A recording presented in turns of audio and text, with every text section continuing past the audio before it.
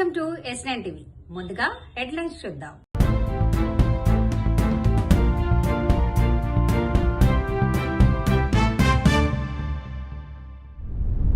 Assigned భూములు కొల్లగొడుతున్న కాంగ్రెస్ నాయకులు. ఏలూరులో న్యాయం చేయండి అంటూ పోరాడుతున్న మహిళ. జగ్గంపేటలో ఎమ్మెల్యే జ్యోతుల అనుచరుల వీర్రంగం. అన్యాయంగా ఇల్లు కూల్చివేస్తున్నారు. ఇది వేం నరేందర్ గారు మొదటిసారి పోటీ చేసినప్పుడు ఎలక్షన్ అఫిడవిట్ 2010లో. ఈ భూమి గురించి ఎక్కడ కూడా దీంట్లో లేదు, అంటే అప్పటికి భూమి చేసుకోలేదు కాబట్టి.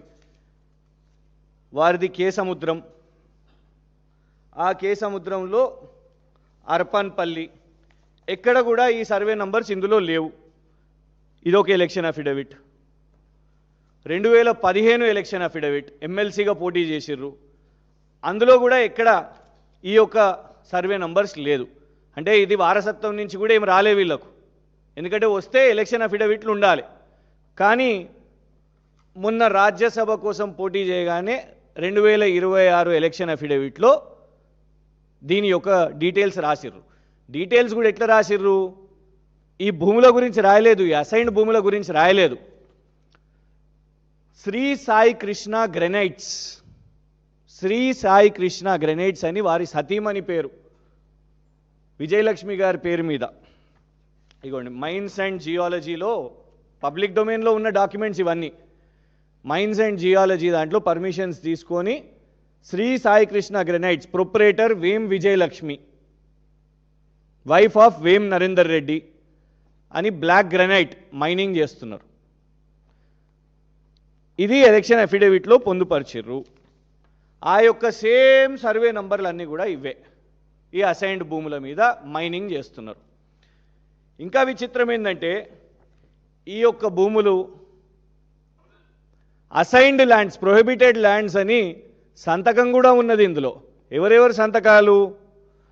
మండల్ గిర్దవర్, తహసీల్దార్ కేసముద్రం, మరియు అడిషనల్ కలెక్టర్ గారు, మరియు సాక్షాత్తు కలెక్టర్ గారు కూడా. ఇగోండి, ఆర్డీఓ, అడిషనల్ కలెక్టర్, కలెక్టర్ సంతకం కూడా పెట్టిర్రు. ఇందులో స్పష్టంగా ఉన్నాయి కూడా. ఇగోండి, సర్వే నంబర్ 7/11 వేం కృష్ణ భార్గవ్ అసైన్డ్ ల్యాండ్స్ అర్పన్పల్లి. ఇందులోనే ఇదే పేపర్లో మీకు 4 ల్యాండ్స్ వాళ్ళ మీద ఓనర్షిప్ రిజిస్ట్రేషన్ చేసుకున్నారు. అంటే భూభారతి ఇవాళ రెవెన్యూ మంత్రి గారు ఒకవైపు చూసినాం, గచ్చిబౌలిలో చూసినాం కదా ఎట్లా భూదందా చేస్తున్నాడో వాళ్ళ అబ్బాయి. ఎఫ్ఐఆర్ అవ్వగానే ఇమీడియట్గా ఇన్స్పెక్టర్ని అక్కడికి వెళ్ళి పంపించేసిర్రు. బెస్ట్ ఇన్స్పెక్టర్ ఉండే ఆయనే. రెవెన్యూ మంత్రివి నువ్వే చేసుకుంటావా అనే, మొత్తం భూభారతి నీ ఒక్కని కోసమే వచ్చిందా, మేమేం పాపం చేసినాం అని వాళ్ళ వేం నరేందర్ గారు వాళ్ళ అబ్బాయి పేరు వేం కృష్ణ భార్గవ్ పేరు మీద ఇవాళ అసైన్డ్ ల్యాండ్స్ తీసుకొని ఓనర్షిప్ మార్చుకొని.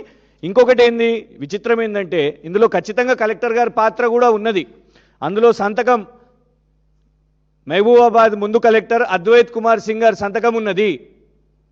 ఆ కలెక్టర్ గారు, ఇగోండి ఇది ఎన్టీవీలో వచ్చింది, ఇది సమయంలో వచ్చింది, కలెక్టర్ని బదిలీ చేస్తే అక్కడ ఉన్న బీసీ ఎస్సీ ఎస్టీ సంఘాలు మిఠాయిలు పంచుకున్న పరిస్థితి. ఇది వార్తల్లో వచ్చినాయి చూడండి.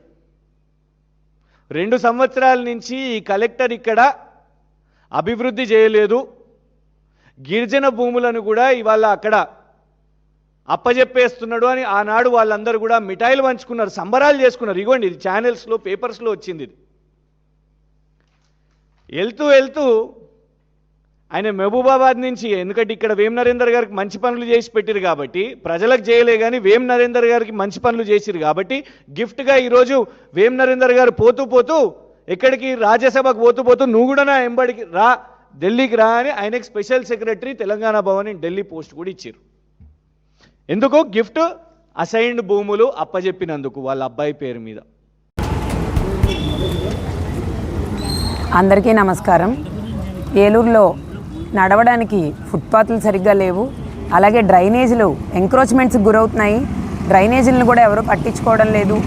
అలాగే ప్రభుత్వ భూములు ఏలూరులో ఎక్కడెక్కడైతే ఖాళీ ప్రదేశాలు ఏవైతే డ్రైనేజీల మీద ఎంక్రోచ్మెంట్స్ జరుగుతున్నాయి, ఫుట్పాత్ల మీద ఎంక్రోచ్మెంట్స్ జరుగుతున్నాయని గత కొద్ది కాలంగా కమిషనర్ ఆఫీస్ చుట్టూ తిరగడము, కంప్లైంట్స్ పెట్టడము, పీజీఆర్ఎస్ దృష్టికి తీసుకెళ్లడము, పీజీఆర్ఎస్లో కూడా కంప్లైంట్లు పెడుతుంటే తప్పుడు ఎండార్స్మెంట్లు ఇవ్వడము, ఎంక్రోచ్మెంట్స్ మీద కానీ ఎంక్రోచర్స్ మీద కానీ ఎటువంటి యాక్షన్ తీసుకోకపోవడము నాకు ఆశ్చర్యాన్ని కలిగజేసినాయి. అలాగే అప్పట్లో నేను ఇలాగే దీక్షతను కూర్చుంటే కలెక్టర్ మేడం నా మాట వినలేదు, పట్టించుకోలేదు. కమిషనర్ గారు ఆవిడ దగ్గరికి వెళ్ళనివ్వలేదని చెప్పి నేను కలెక్టరేట్ ముందు కూర్చుంటే నన్ను అక్కడి నుంచి బలవంతంగా లేపి నన్ను అరెస్ట్ చేయించి నా మీద తప్పుడు కేసులు కూడా పెట్టారు.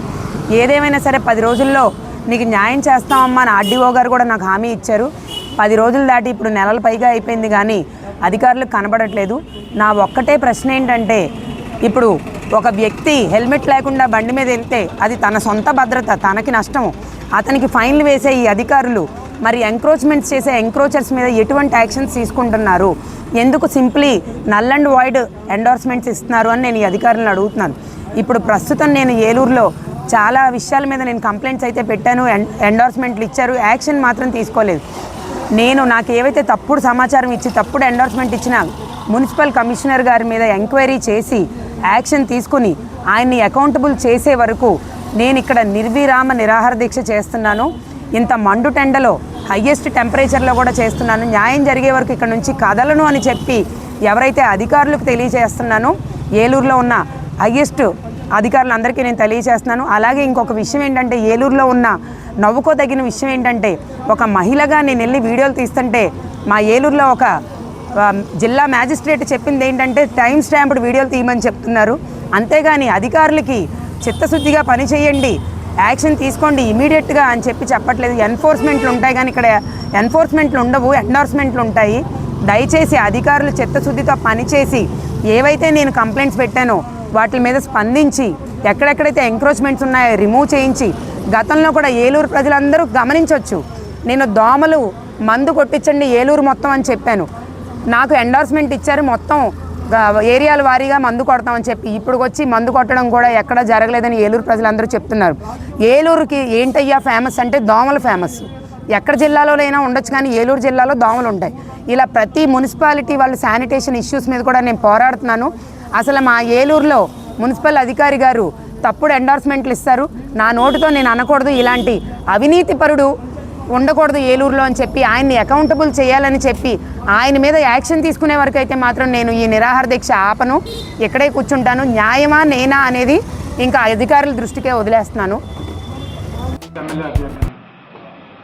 జగ్గంపేట నియోజకవర్గం గురుపూడి గ్రామంలో ఈరోజు మా ఇంటి దగ్గర ప్రెస్ మీట్ ఏర్పాటు చేయడం జరిగింది. గౌరవ మంత్రివర్యులు శ్రీ నారా లోకేష్ గారు తాలూరు పుష్కర ఎత్తిపోతల పథకం శంకుస్థాపన కార్యక్రమానికి విచ్చేసిన సందర్భంగా ఈ ప్రెస్ మీట్లో జగ్గంపేట నియోజకవర్గంలో జరుగుతున్నటువంటి అవినీతి అక్రమాల గురించి మరియు జగ్గంపేట నియోజకవర్గ అభివృద్ధి సమస్యల మీద, జగ్గంపేట నియోజకవర్గంలో ఉన్న సమస్యల మీద వినతి పత్రాలు తయారు చేయడం జరిగింది. ఈ 2 వినతి పత్రాలు గౌరవ మంత్రివర్యులు శ్రీ నారా లోకేష్ గారికి సమర్పించడం కోసం ప్రెస్ మీట్ ఏర్పాటు చేయడం జరిగింది.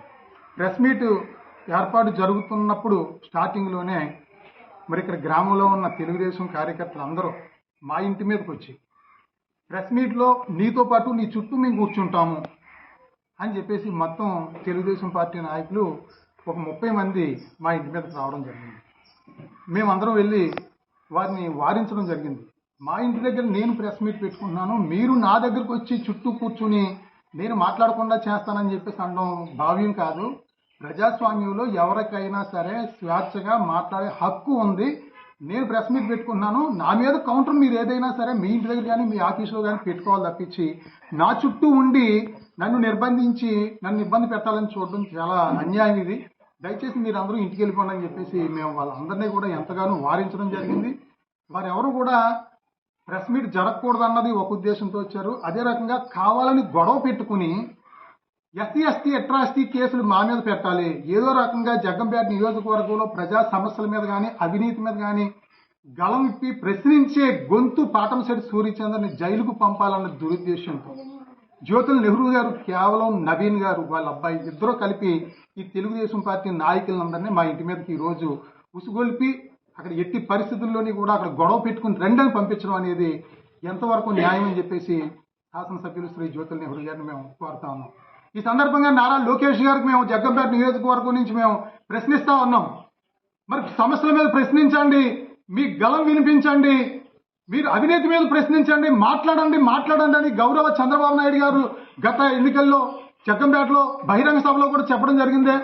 మరి మేము మాట్లాడి సమస్యల మీద మాట్లాడి మరి అవినీతి దోచేస్తా ఉన్నారు, మట్టి దోచేస్తా ఉన్నారు, ఇసుక దోచేస్తా ఉన్నారు అని చెప్పేసి ప్రెస్ మీట్ పెట్టి సమస్యలు నేను ప్రజల్లోకి తీసుకువెళ్లి నారా లోకేష్ గారికి దృష్టిలో పెట్టడం కోసం నేను ప్రయత్నం చేస్తుంటే మా మీదకి కొట్టడానికి వచ్చి దౌర్జన్యంగా వచ్చి మమ్మల్ని తోసి అంత రచ్చరచ్చ రాద్ధాంతం చేయాల్సిన అవసరం ఏముంది? ఇది ప్రజాస్వామ్యమా? ఇది కూటమి ప్రభుత్వానికి తగునా అని చెప్పేసి అడుగుతా ఉన్నాం. ఇది ధర్మమా మీకు? నా ఇంటి దగ్గర నేను ప్రెస్ మీట్ పెట్టుకుంటుంటే నా చుట్టూ తెలుగుదేశం పార్టీ కార్యకర్తలు కూర్చోబెడతారని నెహ్రూ గారు మీరు మీకు చేతనైతే మీరు కౌంటర్ ఇవ్వండి. నేను చేసింది తప్పుడు ఆరోపణలు అని చెప్పేసి అంటే నేను మొన్న నుంచి ఈ ఫ్లెక్స్ మీద కూడా పెట్టాను, నేను పెట్టిన గౌరవ మంత్రి వారికి రాసిన లేఖలో కూడా రాశాను. నా వల్ల తప్పుంటే నేను లేని ఆరోపణలు చేస్తే నన్ను పోలీస్ కేసు పెట్టైనా సరే నన్ను శిక్షించడానికి మీకు రైట్ ఉంది. నేను తప్పు మాట్లాడి నిరూపించలేకపోతే నేను శిక్షకు అర్హునని చెప్పేసి కూడా నేను పెట్టేనే. నా దగ్గర పూర్తి ఆధారాలతో నేను పెట్టడం జరిగింది. 200 కోట్ల రూపాయలు అవినీతి చేశారని చెప్పేసి ఇవన్నీ కూడా బయటకు వస్తాయి. మాట్లాడే సూర్యచంద్ర గొంతు నొక్కాలి, మరి గలం ఆపాలని చెప్పేసి మీరు కుట్రపూరితంగా ఈ కార్యక్రమాలు చేయడం అనేది చాలా పొరపాటు. మీరు కేసులు పెట్టాలనుకుంటే నా ఇంటికి పంపించక్కర్లేదు. మీరు ఏ కేసు పెట్టినా సరే నన్ను జైలుకి పంపించాలన్నా కూడా నేను సిద్ధంగా ఉన్నాను. మీరు ఏ రకంగా తప్పుడుగా అణచివేయాలని చెప్పేసి మీరు అనుకుంటే తప్పనిసరిగా నేను జైలుకి వెళ్తాను. నెహ్రూ గారు మీ కక్ష తీర్చుకోవాలి. సూర్యచంద్ర అనేవాడు బాగా మాట్లాడుతున్నాడు, సమస్యల మీద మాట్లాడుతా ఉన్నాడు, మేము చేసే అవినీతి అంతా బయట పెడుతున్నాడని మీకు కక్షగా బాధగా ఇబ్బందిగా ఉంటే మీ ఇష్టం జైలు పంపించని నేను సిద్ధం. లేదు సవాల్ స్వీకరించి మరి న్యాయ పోరాటానికి కానీ మీరు ప్రజాక్షేత్రంలో ఎక్కడైతే అవినీతి జరిగిందో మరి తేల్చుకుందామంటే నేను కూడా రావడానికి సిద్ధం. అంతేగాని మరి తప్పుడు కేసులు పెట్టడం, తప్పుడుగా అందరినీ పంపించి మీదకు ఉసుగొల్పడం, నా మీదకి దౌర్జన్యం చేయడం, దాడి చేయించడం అనేది ఇది ఒక పిరికి చర్య, హేయమైన చర్యగా అని చెప్పి తెలియజేస్తూ మరి పోలీసు వారు దీని మీద విచారణ చేసి నా ఇంటి మీదకి వచ్చి నా మీద దౌర్జన్యం చేసిన తెలుగుదేశం పార్టీ నాయకులు అందరి మీద చర్య తీసుకోవాలని చెప్పేసి పోలీసు వారికి ఈ సందర్భంగా విజ్ఞప్తి చేస్తాను. 2012లో పార్టీషన్ మా మర్దిది క్యాన్సల్ చేయమనే మా పిల్లలు వేశారు పార్టీషన్ సూట్.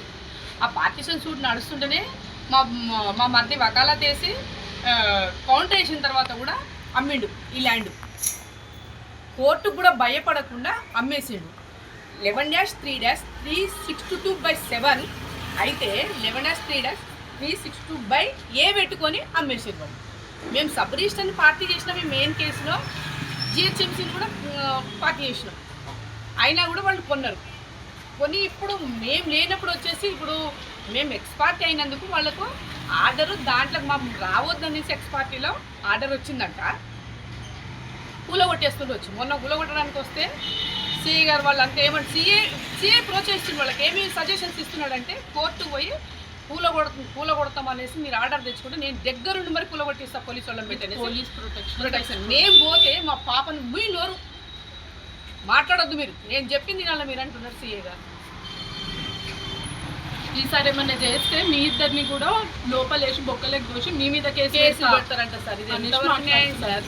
ఆ సివిల్ మ్యాటర్లో ఇన్వాల్వ్మెంట్ కానే అంటున్నాడు. కాను అనుకుంటే వాళ్ళకి ఎంత సజెషన్స్ ఇస్తున్నారు మీరు? నేను ఉన్నంతకాలం 3 సంవత్సరాలు ఇక్కడ ఉంటా, ఉన్నంతకాలం మీరు ఏం చేస్తారో చూస్తానే కదా. మేము డ్యూటీలో పోయింది చూసి బుల్డోజర్లు పెట్టుకొని వచ్చేసి పూల కొట్టేసేస్తారు. ఆర్డర్లు ఉన్నదా సార్? పూల కొట్టమని ఆర్డర్లు ఉన్నదా? అది చెత్త, పిల్లర్ లేని చెత్త, కింద సౌడు మట్టి గోడలు. 220 యాడ్స్ మేము ఓనర్స్ మా గొడవలు అవుతుంటే మీరు కోర్టు కేసు నడుస్తున్నప్పుడు మీరు కొనడమే తప్పు. కోర్టు మీకు ఆర్డర్ కూలగొట్టమని ఆర్డర్ ఇవ్వకముందే వచ్చి మీరు కూలగొట్టడం ఏంది? అంటే కోర్టును కూడా భయపడతలేదు సార్ వాళ్ళు కోర్టును ఆర్డర్స్ కూడా ధిక్కరించేస్తున్నారు వాళ్ళు. మరి ఎవరికి భయపడతారు వాళ్ళు? నాకు అర్థం కావట్లేదు. కోర్టుకి వాళ్ళు భయపడతలేరంటే ఏ రాత్రి వచ్చి మమ్మల్ని చంపేస్తాం? ఎవరు మాకు బాధ్యులు? మా పరిస్థితి ఏంది? ఇద్దరు ఆడవాళ్ళం మేము, ఎట్లా ఎవరు మమ్మల్ని రక్షించాలి? ఇంతటితో వార్తలు సమాప్తం. మరిన్ని అప్డేట్స్ కోసం చూస్తూనే ఉండండి S9 TV న్యూస్.